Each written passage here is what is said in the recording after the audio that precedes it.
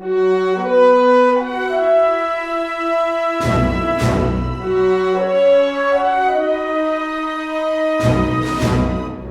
the word go forth.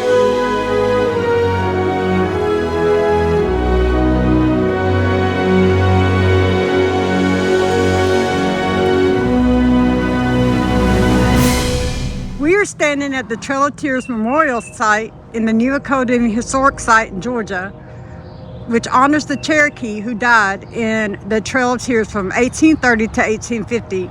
But the target of the Trail of Tears were more than just the Cherokee.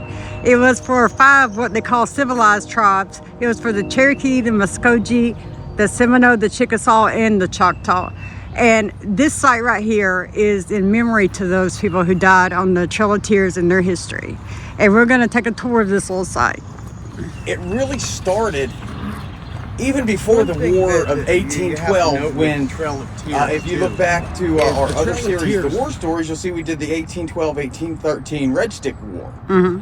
And actually, during that war, the Cherokee were very instrumental in securing those southern lands. Yes, and yes. pushing the indigenous tribes to smaller plots, taking more acreage from them. Remember, they worked with the Muskogee. They worked with Andrew Jackson and them too against the Red Sticks. You know, they were the ones who helped the established governments then. Andrew Jackson adopted this young native child as his own. And to me, as we go through the Trail of Tears and we talk about this, it's You're not amazing going to see to the same man. It's right, not it's not the same person. Something happened. Right. Something changed in him. Right, because he was the one that was the head, literally the head of a ethnic cleansing that went on in the South, and it started here, right? It really it was mass murder, right? He was the one instrumental in the Indian Removal Act. There was 16,700 deaths of Native Americans before the Trail of Tears was over with, you know, and this was the capital right here. Neocodia was the capital of the U.S. Right. of the Cherokee Nation. Well, what during then is what they called they called it this. I didn't call it this, guys. This is what it was labeled, the Indian problem. Okay, and George Washington came out in an official statement and said, "I'm going to address the Indian problem." And he said it was the best way it was to civilize them, to convert them, and into reading and writing, obeying our laws, our religions, and worship like we do, speak like we do, walk and talk like we do, be in civilized society like we do. So that's what they were trying to do with the tribes. Right, and so these tribes, these 5 tribes decided, well, it's best to get along with them and work with them than to be run out of our property and out of our homeland. But and see, this was their homeland. This was where they lived and had an established homeland. And they called this a farmstead. Yes. And so let's see why. Because they had houses. Mm-hmm. The Cherokee at that time actually had schools, Mm-hmm. government offices for their government. And they were living what was considered more of a civilized life. Yes, they were. And it really, the biggest problem, and it's a problem we see today, it comes down, a lot of it's going to come down to state rights, where the state of Georgia said, no, all this land is ours. I don't care what treaties we've signed. Mm-hmm. I don't care what we've done in the past. We want the land now, and it's ours. Mm-hmm. And the state said it's our right to take it. Right. And that's where you start having the Cherokee National Council, and people start getting involved in it. We got Worcester versus Georgia. We have John Ross going up there to try to defend the Cherokee Nation's rights to their own land and to their own freedom. So that's when you start having all this stuff start interacting with it on the political level, where they said, okay, we want representation, right? And then, so we have a whole bunch of political games starting to come out in all of this. Now let's kind of take a quick look around this, though. This is a middle-class Cherokee farmstead. This one right here is a combination of a house, corn crib, smokehouse, and barn. It was constructed in the early 1800s and was moved here. Okay, there are hewn-long structures with half-lap, dovetail, and half-dovetail corner joints. Over 4,000 of these buildings stood in Georgia during the section of the Cherokee Nation. So let's go take a look at this. I mean, this is really neat. And here, I love the old lumber. I mean, as Nice. far as construction goes, Oh, cool. Let's look in here, guys. Look at this. this construction doesn't look any different than construction you found anywhere else, especially in the southern United States Right. at this time. One thing in the southern United States, we have always been blessed with natural resources. Well, that's the one reason that the settlers wanted it so much. It was for the natural resources. Well, and it wasn't too far from here where they first discovered gold in Georgia. Right. And that really is what led a lot of people, it's the greed. The greed Yes. of man is really what led to this abominable act that our early government did Right. to a group of people that were indigenous. Right. It is. It is. Because even when they won the right to keep their land, right, the government came back and said, after they had already produced and started being productive again, the government come back and said, no, we changed our mind. We want the land. So it didn't matter what treaty or pact that you gave them.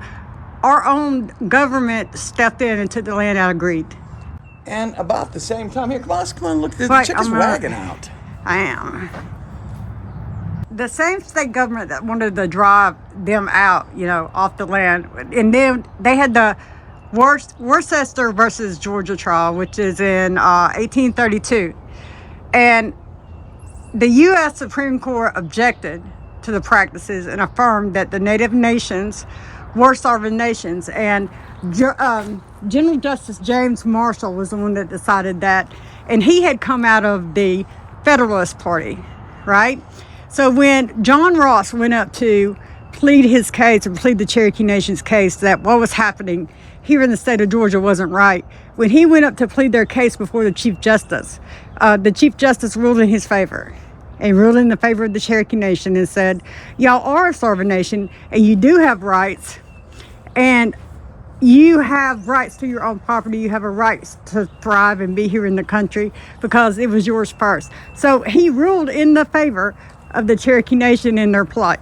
President Andrew Jackson said in 1832, if no one intended to enforce the Supreme Court's ruling, which he did not enforce the Supreme Court's rulings, then the decisions would fall on the states. So it was like, he was saying, no matter what the Supreme Court justice said, I'm telling y'all to get them out of there, to run them out of there. And he is the only president, besides the current sitting president, that has went against a Supreme Court ruling. When Andrew Jackson was president, he was in this newly formed, the brand new, if you watch our war stories, let's go back and check the one out on Sam Houston, and you'll see that Andrew Jackson was really one of the founders of the Democratic Party and its current principles. Mm-hmm. So, Andrew Jackson decided that, I don't care what the Supreme Court says, these folks don't need to be here. Now, I can't use force to get them out, but I can tell you guys to light a fire under them. In other words, let's make it so uncomfortable, let's make it so bullyish, that they leave for their own preservation. And that's what they did. They looted, they raided, they made life uncomfortable, they made it where they couldn't survive anymore, they couldn't trade anymore, they couldn't do anything. And so they made it uncomfortable for them to leave. See, corn cribs are common outbuildings in the Cherokee Nation. I guess they would be because yes. Corn, or I don't know if they still called it maize or whatever, but corn was definitely a very important crop to them. This is a smokehouse. John Ross grew up in the Cherokee Nation. His father was a trading post guy, and he was an intercessory between the Cherokee people and the settlers. And he learned the Cherokee language. He learned to be around those people. He grew up at a trading post here, right? So he was just as familiar with the Cherokees as he was with the Native American people. With the American people. And so he went to school. He got educated. And he became the chief of the Cherokee Nation eventually. But he represented them in Supreme Court. After he got his education, he understood the law, right? He understood what their rights were. And so he started getting a lot of support on his side, and he started taking their cases to the Supreme Court. At one point, he got over something like what was it, 300,000 signatures Yeah, from the Cherokee yes. Nation about stopping some of this from happening that was happening now here. And they, for a while, like it went back and forth and back and forth and back and forth. And when he eventually lost to the settlers, to the government, or to the state of Georgia, to the people here, he was replaced by another chief. Not 150 years ago, we had a war over states' rights, the Right. Civil War, all about states' rights. And we're still in that dilemma today, where the federal government wants to overreach. All right, so right here, this is one of the homes, I'm guessing. Let me look at this. And as far as like, to me, this looks so perfect. It's like a movie set home. Yeah, this is a council house. But you know, I mean, this is the council house. Yes. Look at this. So, but also, so John Ross, he created the Constitution, It's a dwelling house, sorry. which was essentially based off of how the United States Constitution was. You had an executive branch, a legislative branch. This says this was just a Cherokee And a house. judicial branch. You hear me? Say This what? It's just a Cherokee home. Okay, well, still, my goodness. And it says this house is typical of what the middle class Cherokee family of the early 1800s will live in. They varied, the furnishings are always varied, and they did traditional stuff like basket weaving and that things like answered that. another question that I've often had was what was it more like? So if they're saying middle class family, that means that they were probably a very capitalist style society Yeah. where that if you ate, you worked. Right. Well, the Cherokee would have that point of view, I would think. Well, I Right, exactly. So we're gonna move around down this. This was called Newtown Road right here behind us, behind you. And this is the road that went through the center of town right here. See this road? We're gonna cut out to that way to the road to. essentially what the treaty did here was made it so that no native land would be on the eastern side of the Mississippi River. All native land could be owned on the western side of the Mississippi Right. River. So they took a giant section of Oklahoma and wherever, and they said, okay, this is where you're going to go. So now constituents, a lot of constituents were happy. Okay, well, we're making them move, but we're putting them up in this nice place because they paint it the way that they're going to paint. Oh, it's beautiful. It's lovely plains. What they didn't tell you was, as the federal government, we're not going to give you any aid to get there. We're going to make this the hardest trip of your life because we're not going to help you. 1831 is when, under threat of invasion, I was reading my notes. Okay. It says, under threat of invasion by the army, the Choctaw became the first nation to be expelled and made the journey on foot, some bound in chains, marched double file. Thousands died. One Choctaw leader told an Alabama reporter, trail of tears and death. In 1836 is when they started driving the creeks out, and 3,500, 15,000 of them died. This is the new Dakota seat of Cherokee government from 1819 to 1830. This is John Ross. We were talking about him. He was the head of the Cherokee Nation from 1790 to 1866, and George Lowry from 1770 to 1852. This was the former Cherokee capital. This was the government building, the council house, the Supreme Court house, printing office, and around it were the homes and things like that, the businesses. So let's go look at that. Beautiful, right? It really is. I mean, I love the construction. So they made all their important decisions. So John Ross and them actually were in here making decisions for the Cherokee Nation. Sequoia was here. All the Cherokee, the big Native American chiefs. And mentioning Sequoia is a great time to mention his contribution Right. to the Cherokee as a whole. Up until Sequoia, there was no written language. As far as a written language that would be easy for people to understand, read, write. And he created an alphabet. And I believe it had 36 vowels. I mean, excuse me, 36 there, characters guys, anyways. it's open. Let's go I don't in. know what the vowels were, but 36 characters. And each character represented a specific enunciation or specific Oh, syllable. wow, look at this. So this is the meeting house. These are the benches. You see, Wow. Sequoia. So this would be the guys, and there's the pulpit. It's up here. George Lowry, John Ross, and that's Major Ridge. He's the one that took over after John Ross. This is beautiful. Reminds me of my dad's house growing up. See that right there? You see right outside through the wall. Right? Let's see. This is steps. So down here, this is the courthouse, and upstairs is the council house. Yes. Let me go up here and see this. So this up here. Can you imagine this is where the heads of all these nations made these decisions here? Oh, that's beautiful. And here we have John Ridge up top. And yep, David Vann and Joseph Vann. These were all intricate leaders. John Ridge was half Cherokee, and he went to school with John Ross at Dartmouth, okay? They both got a degree, they both came back here. They were best friends, then politics separated them, okay? He felt like Ross let him down, let the nation down. And so he went against Ross for the next Cherokee leader. But he was half Cherokee, and he became the next Cherokee chief. There's always a division. Politics can divide the best of people. well, you know, unfortunately, it seems like a lot of people are losing friends based on I've lost political views. In the last year. I've lost 3/4 political views. It happens. We'll walk out here. This is the new Supreme Courthouse that they built. Let's look at this one. That was the old one. That was the regular one.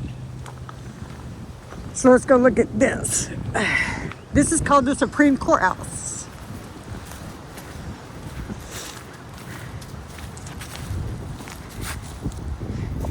Let's go here. Look. So I want you to notice that they had well-established communities and property. I think if you watch Little House on the Prairie, this looks just as good as their church and school building. Yes. Maybe even better. Well, these are original. Look at their building. Look at their architecture. Look at how they designed it. Very basic, very simple. But it withstands the weather and the altitude. It stands everything here. Oh, there's a bird. There's a birdie who goes. He can't get out the windows, and I don't think these windows open. They're nailed. They don't open. He'll get out. See the bird? We got distracted, guys. There's a birdie in here. Poor bird. Let's get down. We're freaking it out. Yeah, we'll go down. So this is just the Supreme Council building. He'll find his way out, guys. These windows do look clear, though. I understand his mistake.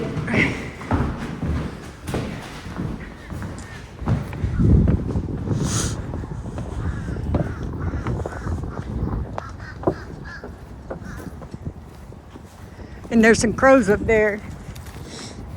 See, and if you look at all this property and everything that's out here, you can understand why they felt the need to preserve history, preserve their way of life. Rogers house site. They said John Rogers and his family lived in this location in the early 1830s. Rogers was a white man with a Cherokee wife. He was listed as poor in 1831 in the survey of white men living in the Cherokee Nation. The Rogers house was probably a small log cabin like this. But you know, and I'll tell you something. If your family, if you're a Southerner and your family has generations down here, on my dad's side of the family, it was in the mid 1700s that they came. And I know that many members on my grandfather's side there had native wives and husbands. So in the South, it was not uncommon to have a lot of native ancestry in your own heritage. Okay, so this was a small cabin, fireplace, and a little loft. You're going to see a loft up there, yes. You know, and what else is amazing is there was a large number of Christians that were saying, do not do this to these people. Do not do this to these people. Let these people have the land that God gave them. But our Democrat government at that time, they wanted to respect the wishes of those that had more to gain, profit-wise, which also profited the government. Well, it's the same thing. They're ignoring the voices of the people. And that's what they're doing now. Right. Right? And you can follow that in under, well, that's emancipation. No, that's not. Don't sugarcoat it with some fancy term. It is greed. That's all it is. It's control and it's evil. There's no reason for it. You don't sugarcoat it with a fancy term. Down this way is the Worcester House. He was one of the missionary, there's just a couple, John Ross and John Samuel, I cannot pronounce his last name. Worcester? Yes. But they were two of the mission families that lived here, and they were integral in helping the Cherokee deal with the government and with the frontiersmen. So we're going to walk out here and see this. And remember, he represented them in court. And he's the one that represented them. He was a missionary, a minister, and a advocate for the Cherokee people. The conditions were horrible. We go up here and see this. Oof. Let's look at the house, guys. Take a brief interval. All right, this is the only building to survive at New Dakota, constructed in 1828 by Reverend Samuel Worcester. Okay? They were forced from this house in 1834 when it was confiscated by a Georgian who obtained title to it in the land lottery. The house was occupied by various families until 1952 and restored in 1958 and 1959.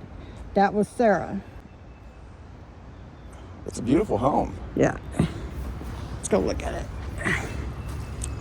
Yeah, of course, this one they've got blocked off so you can't go inside, but I don't blame them. I really don't. Well, when they're set up like the homes, they don't. Here's the layout, though. See? There's a blueprint. They put a little camera in here. There we go, guys. So we've got a dining room here. It looks like on the other side over there is going to be a bedroom. See, there we go. That's the type of hat I want right there. Look we're going to walk around that side. The brim on that hat. Let's see what's over here. This looks like, yeah, this is a little kitchen, guys. China cabinet. Your little fireplace.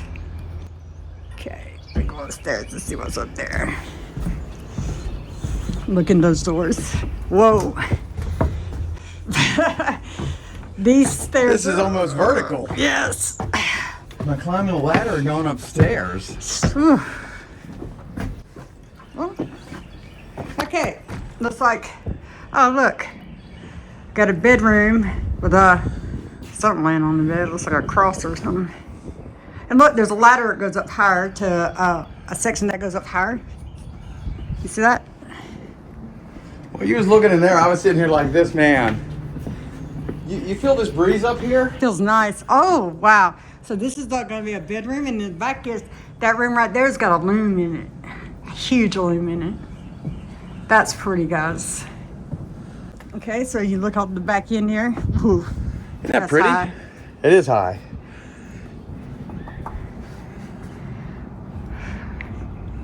Wow. Watch these stairs, dude. I know. Go down almost sideways. Yeah, hold the rail.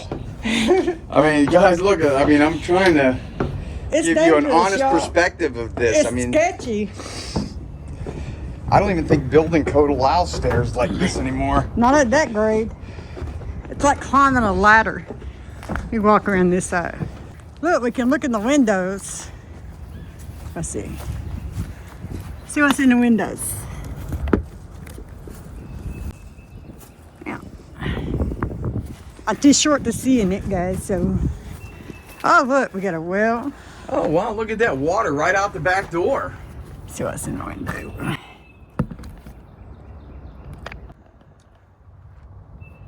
Can't see in there. And this gonna be the well. And the crib and the smokehouse, I guess. Smokehouse or storage or something.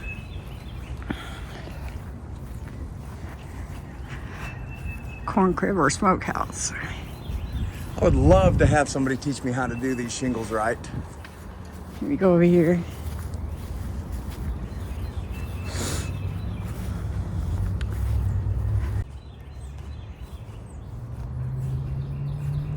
Okay. From where we're standing, straight down that trail, we're not going down there because there's no more of it left. Okay. Fort Rule was there, okay? Then Brigadier General Rule was, and Major General Scott.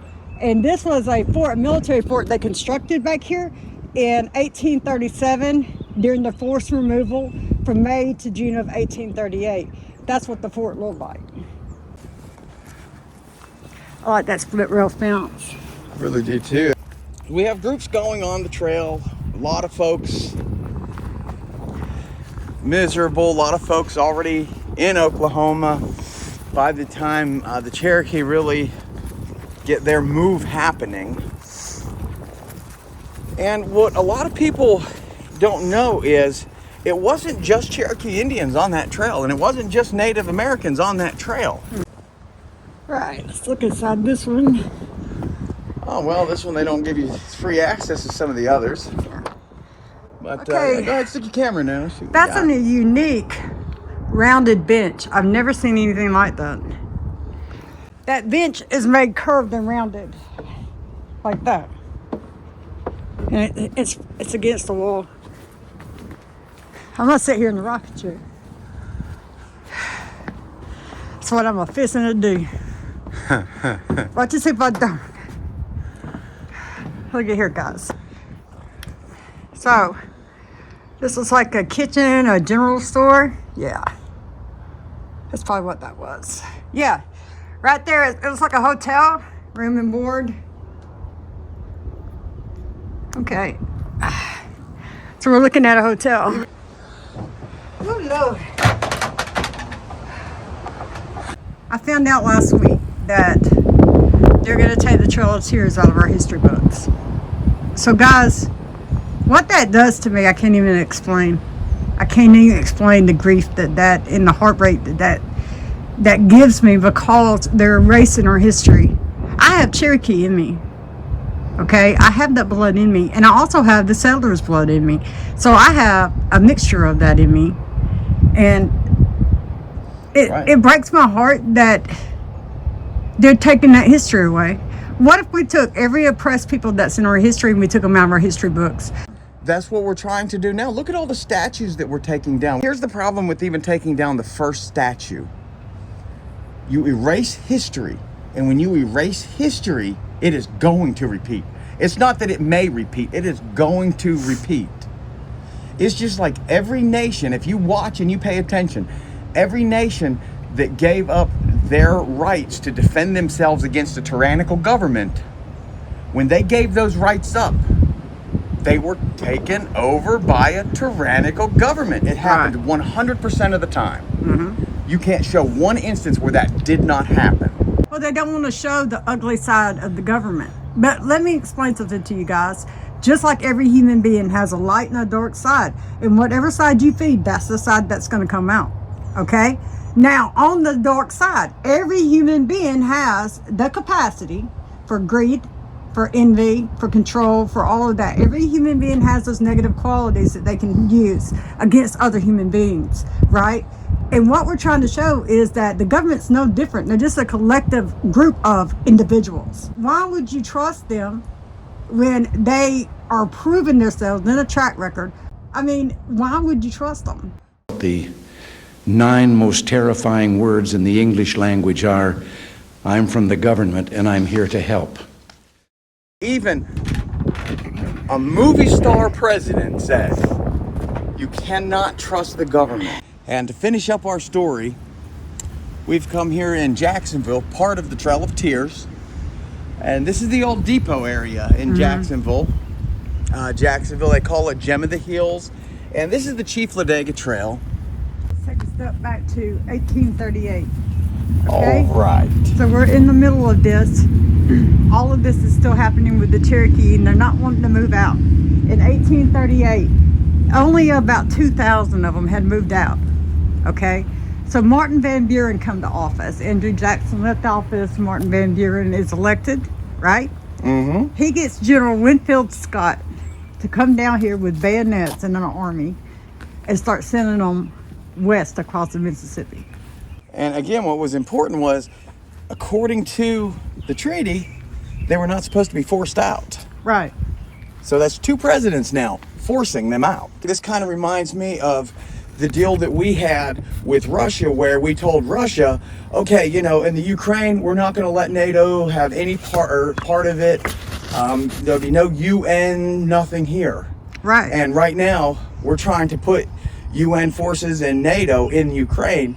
The same thing as the Democrat government at that time did to the native people. Right. They could not honor a contract. And then, so by 1840, so that was in 1838, right? By 1840, most of them thousands of them had been moved across to the Mississippi, on the west side of the Mississippi, and thousands of them had died. Okay, we lost a lot of Native Americans on that trip across, on the other side of the Mississippi, and they said that when they got over there, their land wasn't going to be touched. We won't bother you anymore. Right. Right. Then what happened? That these people have a great nation now. Yes. Not only a western band, but they have the eastern band in North Carolina that I've talked about. And if you'd like to see Jen and I go up to Cherokee, North Carolina, maybe, and give a little tour of that, we would love to do that for you. Drop some comments below, and we'll go up there, and we'll even try and get ahead of ourselves and see if we can't find anyone that maybe has some ancestors that could tell us a story or two. Okay. From their people on the trail. So drop that below. Give us a little bit of love, guys, because it costs to do this, and your likes actually help pay the process for us to do this. You can't be trespassing. Let's look around here and see what's back here. See this old warehouse? It looks like an old crating warehouse.